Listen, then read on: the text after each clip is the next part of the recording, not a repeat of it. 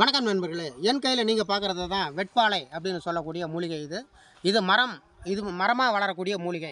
இந்த மூலிகையில் என்னென்ன பயன்லாம் இருக்குதுன்னு பார்த்தீங்கன்னா, சொறி, சிரங்கு, படை, முக்கியமாக கக்கூஸ் படை இது மாதிரி இருக்கக்கூடியது, தலையில் வரக்கூடிய பொடுகு அத்தனைக்கும் ஒரு எளிய தீர்வை தரக்கூடியது. இந்த மூலிகை பார்த்தீங்கன்னா எதிர் அடுக்கில் தான் இலை இருக்கும். இந்த இலையை உடச்சிங்கன்னா பால் வரும்.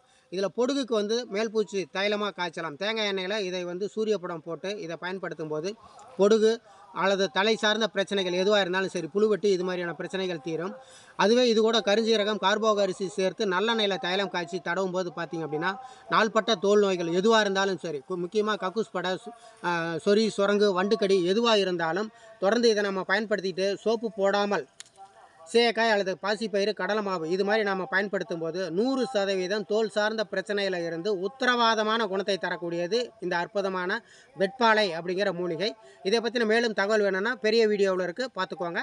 இந்த வெட்பாலை தைலம் வேணும்னாலும் கீழே போகிற நண்பருக்கு கால் பண்ணுங்கள். உங்களுக்கு தோல் சார்ந்த பிரச்சனைகளுக்கு அத்தனையும் தீர்வு தரக்கூடிய மூலிகை கிடைக்கும்.